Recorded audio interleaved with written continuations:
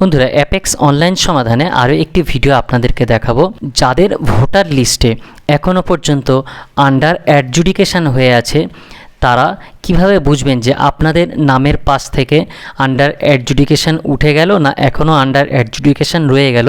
সেটা এখনও পর্যন্ত যেহেতু সাপ্লিমেন্টারি লিস্ট বার হওয়ার কথা ছিল, এখনও বেরোয়নি, তাই আপনারা হয়তো বুঝতে পারছেন না যে আপনাদের নামটা এখনও কী অবস্থায় আছে। তো আপনারা স্ট্যাটাস চেক করে জানতে পারবেন যে আপনাদের নামের পাশ থেকে আন্ডার অ্যাডজুডিকেশন উঠে গিয়েছে না এখনও আছে।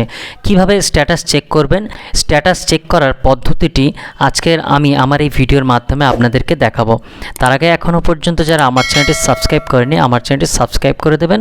আর আমার এই ভিডিওটি যদি আপনাদের ভালো লেগে থাকে তাহলে আমার এই ভিডিওটি লাইক ও শেয়ার করে দেবেন। বন্ধুরা, চলুন ভিডিওটি আপনাদেরকে দেখিয়ে দিই। প্রথমে যে কোনো একটি ব্রাউজার নেবেন, নিয়ে এখানে একটি নিউ ট্যাব নিয়ে এখানে লিখবেন voters.eci.gov.in লিখে এন্টার মেরে দেবেন। এন্টার মারার সাথে সাথে এখানে eci.net-এর ভোটার্স সার্ভিস পোর্টালের অফিসিয়াল হোম পেজটি চলে এলো। এবারে পেজটিকে স্ক্রল করবেন, করে এখানে দেখুন search your name in voter list, এই অপশানটিতে ক্লিক করবেন।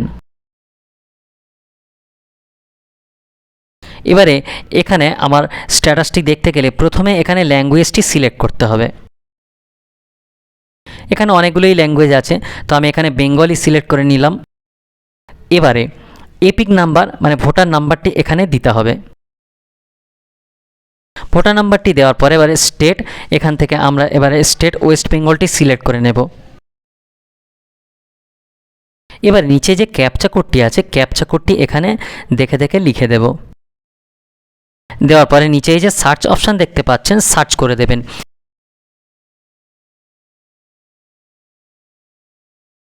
দেওয়ার সাথে সাথে দেখুন এখানে রেজাল্ট চলে এলো। কি রেজাল্ট এলো? Elector is under adjudication.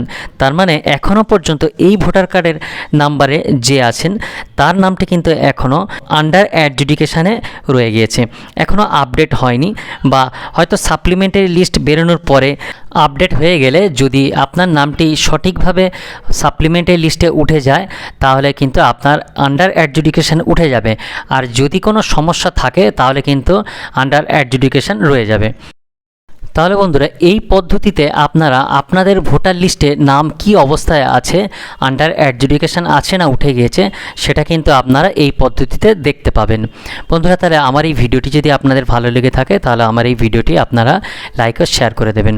তাহলে বন্ধুরা, আজকের ভিডিওটি এই পর্যন্ত, পরের ভিডিওতে আবার দেখা হবে। আর এই আন্ডার অ্যাডজুডিকেশন সম্পর্কে যদি কোনো কিছু জানার প্রয়োজন থাকে তাহলে আমাকে কমেন্ট করবেন, আমি নিশ্চয়ই আপনাদের উত্তর দেওয়ার চেষ্টা করব।